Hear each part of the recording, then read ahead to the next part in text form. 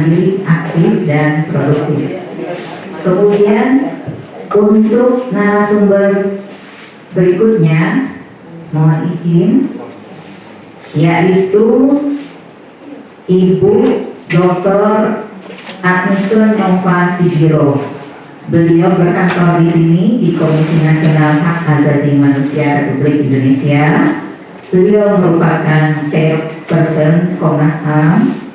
Beliau lahir tanggal 24 April 1976 di Medan. Pendidikan formal beliau adalah PhD di Departemen Kesejahteraan Sosial, Fakultas Ilmu Sosial dan Ilmu Politik Universitas Indonesia. Kemudian S2 beliau di Social Policy and Development dari Departemen of Social Policy di The London School of Economic and Political Science, London University, UK. Beliau juga berkuliah di Social Welfare, Departemen Social Welfare, FISIP UI. Kemudian SMA-nya SMA 8 di Jakarta, SMP-nya SMP Mansuri, SD-nya SD Strada di Pamarga, Jakarta. Beliau sekarang chairperson of Komnas HAM dari tahun 2022 sampai sekarang. Beliau juga merupakan pengajar di Postgraduate School of Diplomacy Paramadina University. Kemudian beliau pernah menjabat sebagai Executive Director of Yayasan Jurnal Perempuan dari tahun 2017 sampai 2021, juga Chief Editor of Jurnal Perempuan, juga Program Manager of East Asia and Asian Advocacy Department, Asian Forum for Human Rights and Development, juga Program Manager of Asian Advocacy Department, ASEAN Forum for Human Rights and Development. Beliau juga koordinator of Human Rights Campaign di Institute for Policy Research and Advocacy. Beliau juga pernah menjabat sebagai Program Assistant of the Past Human Rights Violation Program di Institute for Policy Research and Advocacy. Kepada Ibu Adnike, waktu dan tempat kami persilakan. Saya boleh belakangan nggak? Oh, Ibu mau belakang. Oh, baik. Menanggapi itunya. Baik.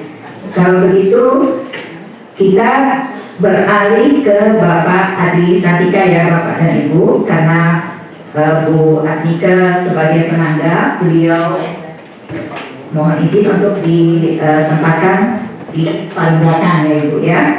Baik, sekarang ke Bapak Adi Santika, mohon izin untuk membacakan biodata singkatnya. Pak Adi Santika lahir di Majalengka 20 Juni 1954. Pendidikan S1-nya ada 2 dari Universitas Padjadjaran Bandung, lulusnya cum laude. S1 berikutnya dari Universitas Krishna Dwipayana Jakarta, S2-nya Institut Pertanian Bogor, S3-nya ke PhD Michigan State University di Amerika di sana.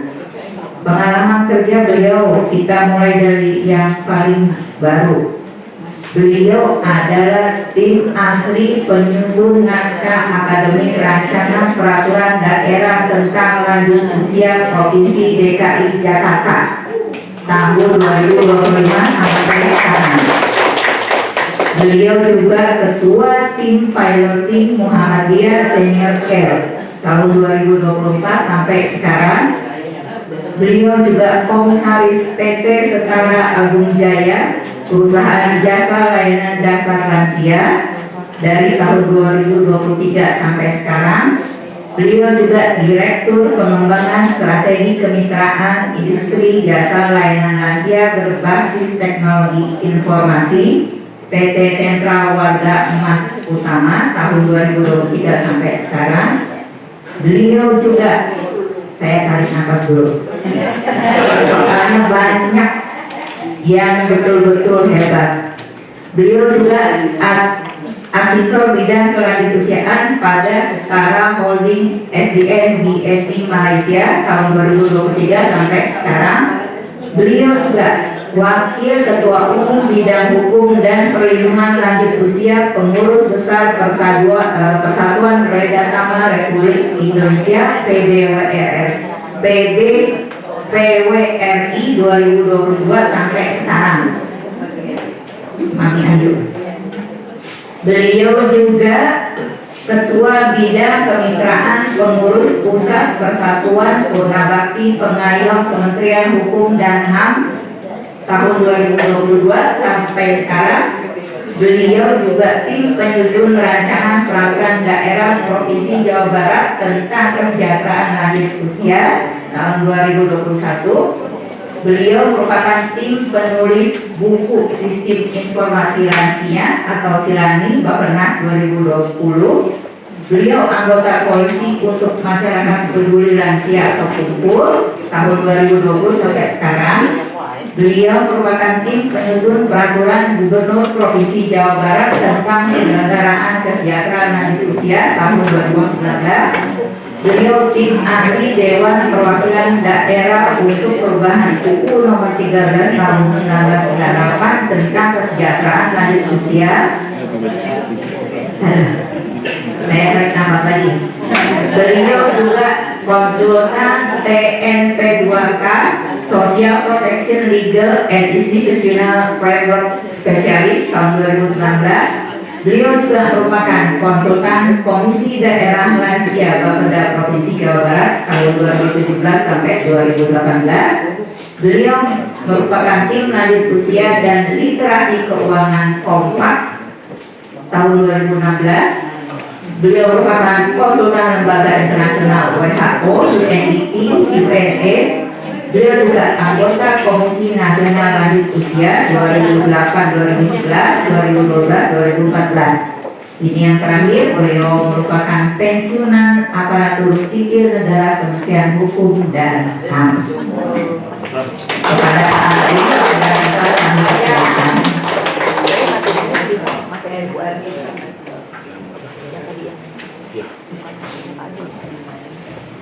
Terima kasih Bu Vita. Seperti tadi dia kepada semua. Yang terhormat Ibu Asmita dari Komnas HAM, Mbak Mirsa sebagai inisiator pertemuan dari Ibu Mami, Bapak Ibu peserta talk show kali ini, baik yang hadir di ruangan secara offline maupun yang hadir dalam melalui Zoom yang ada di layar. Tercatat di Zoom ini baru terdaftar 11, dan kita ada beberapa puluh. Baik Bapak Ibu, perkenalkan saya menyampaikan sebelum ke materi, saya ingin mengomentari topik atau judul dari talk show hari ini. Tertulis itu adalah memperkaya literasi lanjut usia. Mungkin tambahan yang menyongsong persiapan menuju Indonesia yang berubah. Karena Indonesia ini sudah termasuk negara yang berubah. Mengapa? Karena jumlah lansianya itu sudah lebih dari 10%. Bapak Ibu yang kami hormati, kami banggakan, saya ketika masuk ruangan ini kaget. Kaget ini menjadi ciri apa yang terjadi di nasional. Manakala kita membahas tentang lansia di Indonesia, saya berkecimpung di bidang lansia sejak tahun 2008. Orangnya sama. Yang hadir kebanyakan adalah lansia. Yang hadir kebanyakan adalah perempuan. Sepertinya ada sesuatu yang salah. Mengapa ini yang hadir yang itu saja? Apakah memang generasi pralansia tidak tertarik, atau generasi yang lansia dan pralansia menganggap hal ini tidak penting? Jadi kekhawatiran dan kekhawatiran saya sejak tahun 2008 selama 17 tahun itu berbicara lansia di forum Indonesia, bukan forum internasional maupun berbeda. Itu yang hadir kebanyakan adalah perempuan dan lansia. Tapi oleh buku yang diterbitkan oleh inisiasi oleh Bang Yosa, kita mencoba menyasar, mempersiapkan sebetulnya bagi generasi yang sebelum lansia supaya mereka hidup lebih baik daripada yang saya alami sebagai lansia umur 72 tahun. Banyak generasi saya yang sebetulnya, mohon maaf, tidak beruntung. Bisa dibayangkan Bapak Ibu, dari 11% populasi lansia itu lebih dari 50% itu tidak sekolah dasar. Pendapatannya sekitar 1,6 juta rupiah saja. Tetapi ketika bicara tentang pendapatan lansia, ada saja yang mengatakan lansia itu bukan negara. Lansia itu bukan negara. Kenapa? Karena lansia sekarang ini, mohon maaf saya sebutkan, pertama, kondisi kesehatannya itu buruk. Kenapa buruk? Karena memang mungkin itu produksi atau akibat dari masa lalu yang tidak. Agar kita ke depan memiliki generasi penerus lansia itu lebih baik dari hari ini, maka perbedaan terus masuk. Yang kedua, kebanyakan lansia itu miskin. Anda tidak punya keterampilan mengandalkan transportasi. Aku mungkin pinjaman dari sana sih. Itu masih dianggap sesuatu upaya. Apalagi tadi kalau disebutkan oleh komisioner, itu kan sebetulnya hak asasi untuk yang pertama itu sehat, kedua uang cukup. Yang ketiga Bapak Ibu, lansia di Indonesia itu kalau tadi tidak sehat, kemudian miskin, yang satu lagi adalah maaf, tidak mau berjalan kemana-mana, nerimo apa adanya. Hebat sekali Bapak Ibu yang datang dari Depok, secara fisik dia, itu masih ada kemampuan dan kemampuan. Jadi tepuk tangan untuk Bapak Ibu dari Depok.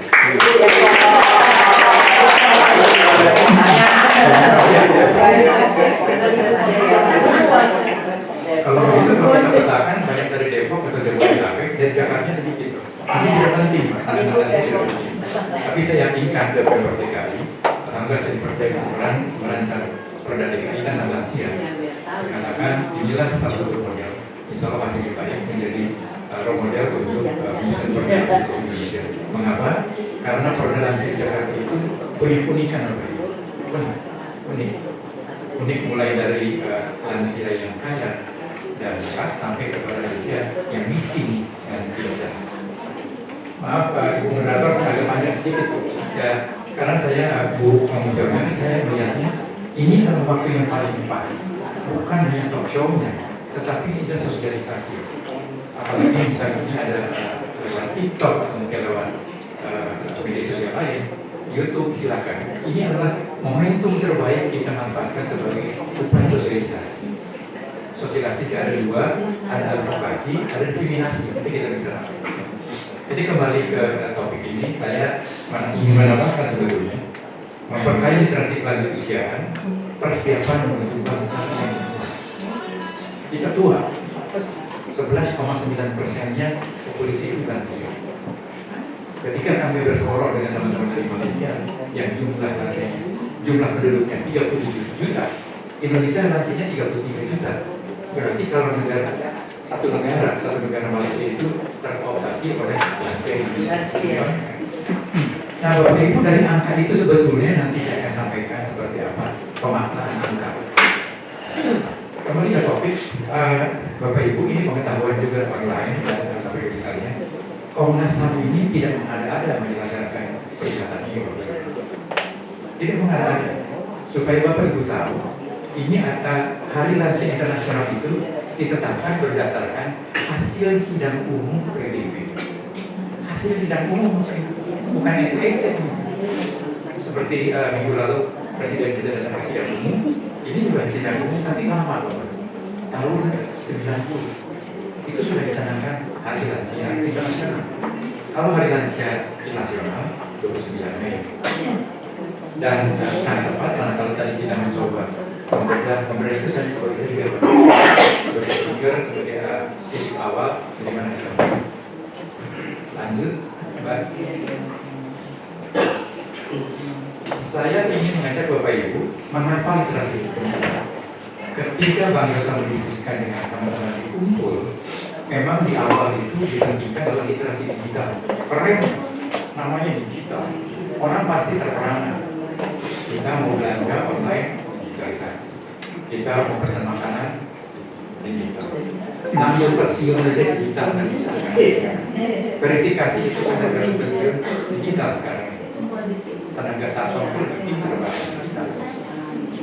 Jadi Bapak, saya mengatakan yang penting benar itu literasi digital. Tapi ada yang lebih penting lagi. Sebelum literasi digital ada literasi yang lain. Banyak literasi itu. Nah, saya bacakan saja Bapak Ibu, nanti mudah-mudahan bisa dijawab. Saya bacakan bahwa apa arti literasi digital. Saya mulai dengan literasinya. Literasi Bapak Ibu, mohon dicermati literasi untuk lansia dan bukan lansia. Mengapa literasi untuk lansia? Ya, pasti kita ini memerlukan setiap hari. Masa tidak berikan kepada anak, bantu, tetangga, teman. Kita mencoba literasi digital. Tetapi untuk yang para lansia, mengapa diperlukan? Karena ke depan lansia-lansia itu memerlukan pendamping untuk menggunakan digital. Pendamping itu tentu ada etikanya.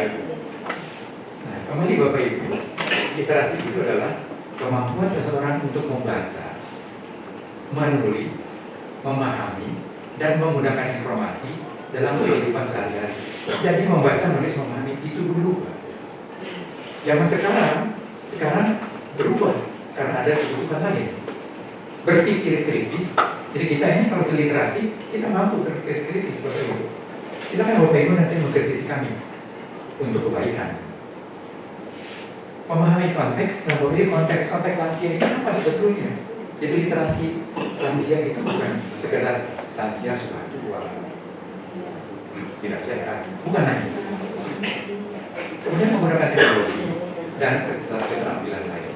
Bapak Ibu kalau kita lihat di depan, ini ada, saya sebutkan ada kotak, bukan kotak sebutnya, saya bukan. Saya lupa dalam matematika itu, pokoknya ada 6 dimensi lah. Yang hijau itu literasi baca tulis. Baca tulis itu Bapak Ibu, apa yang diperlukan baca tulis dalam kerangka lansia? Saya di berbagai tempat selalu mengatakan literasi baca tulis itu membaca tidak terhadap kelompok-kelompokan lansia. Kelompok lansia itu Bapak Ibu seringkali bisa mengatakan karakteristiknya. Bapak Ibu dari Depok ya udah wis band itu lansia sama lah Depok dengan di Bekasi sama saja. Oh no, itu kesalahan fatal di Indonesia Bapak Ibu. Kenapa? Karena lansia itu kalau disederhanakan ada 4 kelompok besar yang masing-masing jumlah dan karakteristiknya berbeda. Saya ajak Bapak Ibu kalau saya sebutkan dalam 4 kelompok. Kelompok pertama itu lansia yang kaya dan sehat. Bapak Ibu, lansia kaya dan sehat. Tapi itu juga memerlukan untuk penanganan.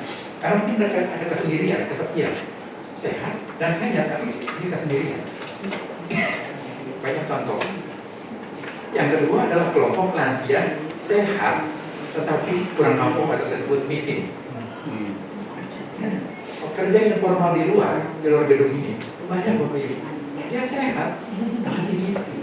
Dia masih harus bekerja dengan upah di bawah UMR. Kelompok yang ketiga, dia itu sehat. Nah, yang ketiga itu, dia itu kaya, tetapi dia itu tidak sehat. Kalau ditanya Bapak, kemana Ibu? Ibu lagi cari darah. Ditanya ke suami ada di sini, Bapak lagi kemana? Oh, Bapak lagi operasi dengkul misalnya. Itu adalah lansia yang kaya tetapi tidak sehat. Yang terakhir ini kalau mungkin dalam agama kami disebutkan kaum du'afa yang keempat, sudah tidak sehat dan miskin.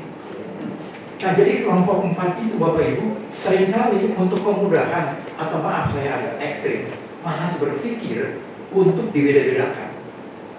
Karena apa Bapak Ibu itu penting? Karena sekali kita saling mengelompokkan, pasti program intervensi dari pemerintah atau siapapun, dari swasta, dari NGO, itu akan salah. Sehingga saya disebutkan, ini adalah bantuan sosial untuk lansia. Udah sama nih, semua sama. Nah jadi Bapak Ibu itu yang hijau, yang itu Bapak Ibu, itu tentang literasi mengenai angka. Bapak Ibu, angka itu tadi saya sebutkan, ada angka penduduk lansia di Indonesia itu sekitar 33 juta atau 11,9%. Angka. Tapi bagaimana memaknainya? Kalau tadi yang kelompok 4 lansia itu dengan angkanya seperti itu, pasti kita bingung harus berapa. Dari 33 juta itu berapa yang kaya dan miskin, berapa yang sehat dan tidak sehat, memaknainya. Jadi literasi bukan hanya membaca saja, memaknai angka, numerik. Apa ini dibawa ke arah yang aneh-aneh? Tidak Bapak Ibu, negara sebelah itu sudah makin maju sekarang tentang lansia. Kenapa kita tidak? Mungkin kita maaf Bapak Ibu, yang online dan offline, mungkin kita malas berpikir. Begitu ada intervensi dari luar, lansia ini dan macam-macam, baru kita sadar. Yang umum Bapak Ibu, literasi digital. Literasi digital itu Bapak Ibu ada dua, harus kita bedakan. Skillnya, keahlian menggunakannya. Yang kedua kan etikanya. Kalau misalnya anak-anak atau misalnya lansia yang menggunakan digital, itu bukan hanya bahasa anak muda sekarang itu gape, lancar, itu bukan hanya itu, tapi etikanya masuk. Bisa menyadari hoax atau ini betul atau tidak dan seterusnya. Banyak Bapak Ibu. Ini saya sampaikan Bapak Ibu, kalau kita mau bahas mengenai lansia, jangan lupa ke-6 bagian ini. Literasi sains Bapak Ibu, literasi sains Bapak Ibu. Nah, tadi ketika kelompok ada 4 lansia itu, literasi sains itu, Bapak Ibu kalau disebut lansia, kalau menurut teman-teman kan 60 tahun. Tetapi ini tidak tahu penting, ada karakteristiknya Bapak Ibu. Kita bedakan lansia itu. Ada lansia secara teori saya sebutkan biological theory. Yang kedua adalah sociological theories. Biological theory itu adalah teori biologi untuk lansia. Kenapa Pak? Itu penting kita tahu Bapak Ibu. Ada yang sifatnya, yang biologik itu, yang non genetik dan yang genetik. Kalau yang genetik itu ya karena sudah harusnya begitu sakit, ya terus sakit. Tapi non genetik aging itu karena dia sehat dan seterusnya. Tapi ada juga yang sosial Bapak Ibu kehadiran ini. Ada yang sifatnya untuk lansia mau menarik diri dari kehidupan sosial.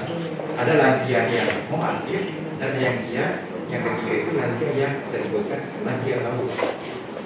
Mau beradaptasi mau naik sepeda, mau naik gunung, itu gaul seperti itu. Itu disebutnya lansia yang mampu beradaptasi. Jadi Bapak Ibu saya sampaikan ini dulu. Dan yang box yang kedua terakhir adalah mengenai literasi finansial. Literasi finansial Bapak Ibu tentu nanti kita bisa diskusikan apakah lansia itu punya jaminan sosial, apakah punya jaminan hidup, apakah punya tabungan di dirinya, apakah punya investasi, apakah dia punya deposito dan seterusnya. Terakhir, literasi budaya dan kewarganegaraan. Literasi budaya itu Bapak Ibu dalam kita menatap menggiring lansia supaya programnya bagus, kita harus mencoba mempertimbangkan keberadaan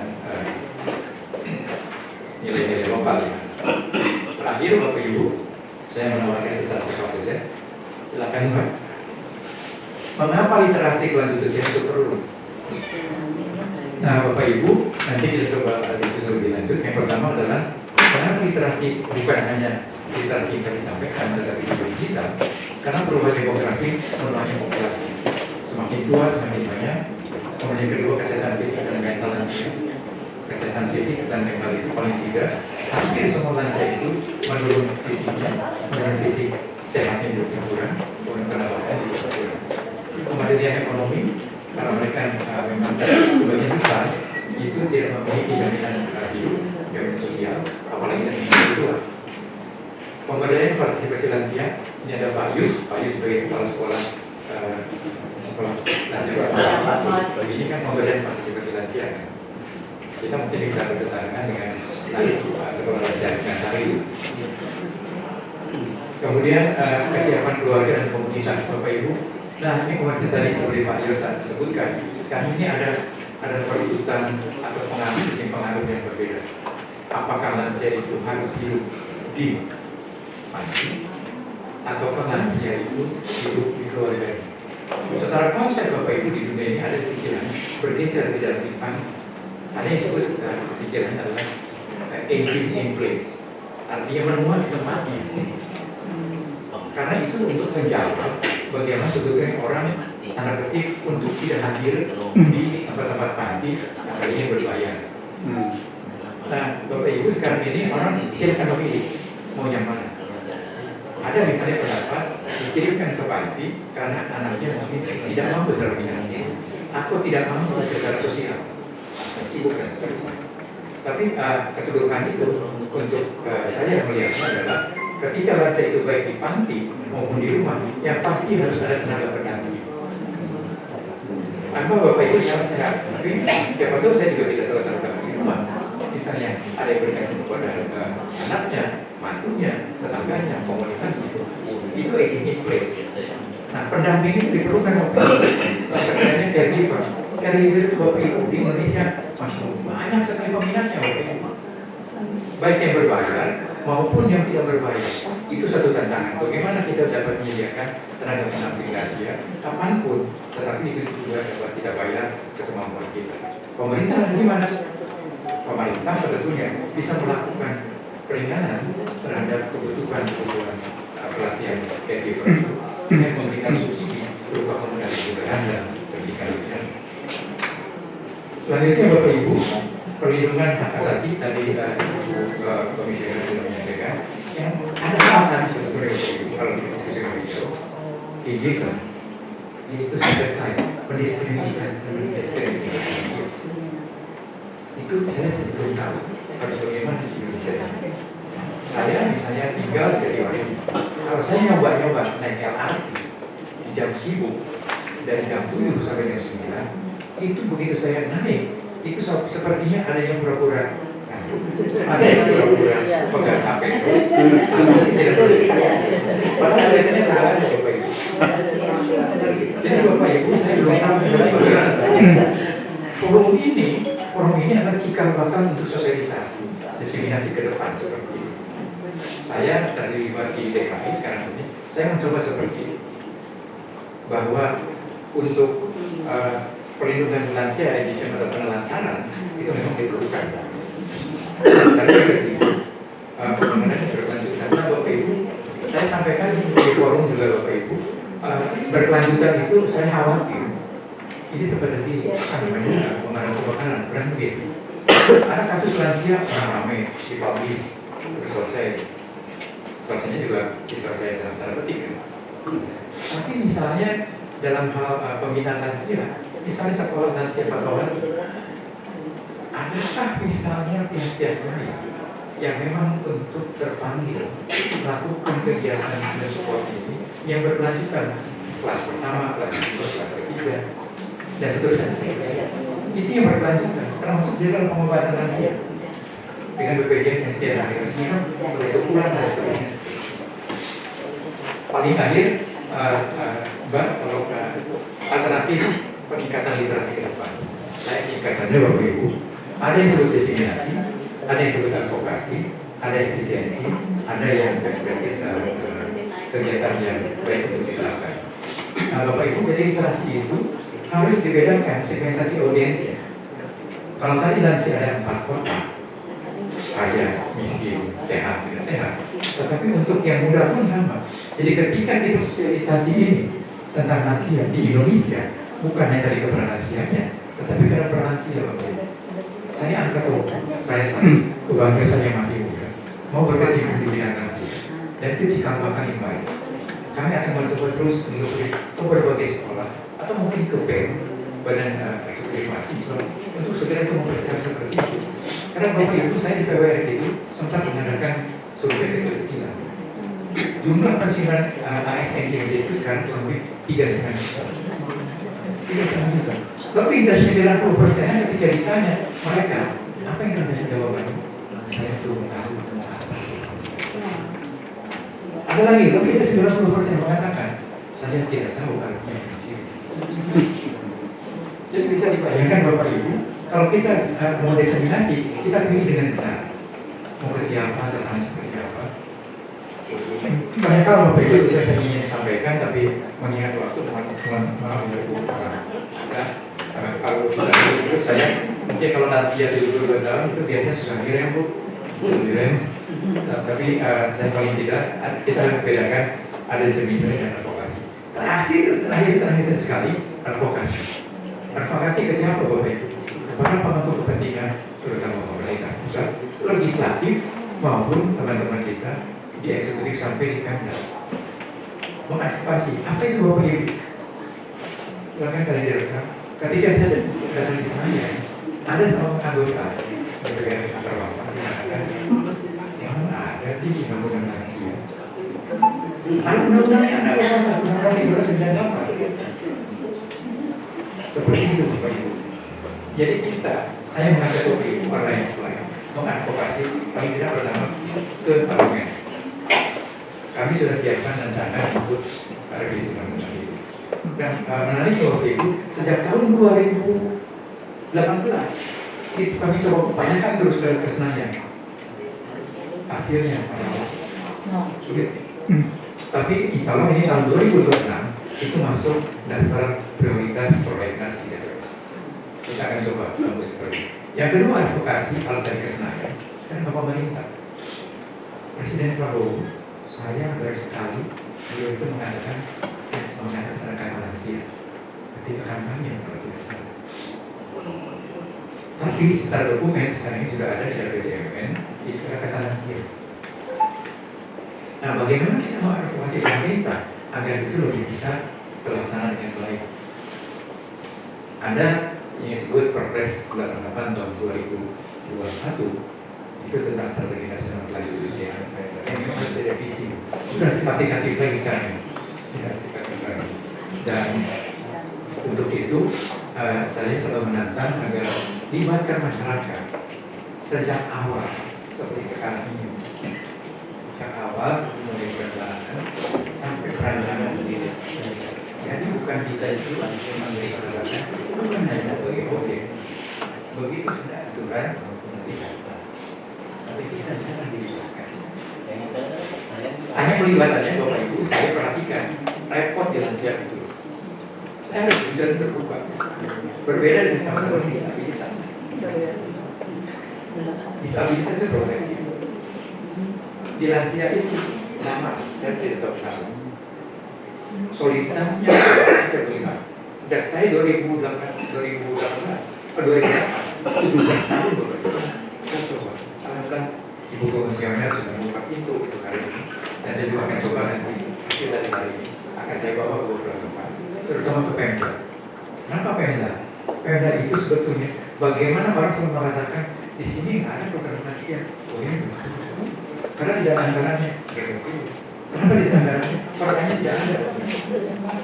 Bukan soal legalistik Bapak Ibu, tetapi memang kalau di pemerintah itu kalau tidak punya dasar hukum melaksanakan tidak ada. Maka ada dananya. Jadi itu maksudnya kalau di Depok nanti saya belum tahu itu Perda Depok itu seperti apa.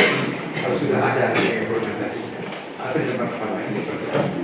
Karena Perda itu umumnya mohon maaf itu sepertinya copy paste dari mana-mana, blok kemudian kita hati-hati. Jadi bagaimana supaya hati-hati? Yuk kita sama-sama. Kita dengan mendapat dengan pembangunan lagi-lagi aturan itu akan kembali ke masyarakat. Karena itu masyarakat harus dilibatkan sejak. Saya kira itu Bapak Ibu sebagai pengantar. Terima kasih. Assalamualaikum.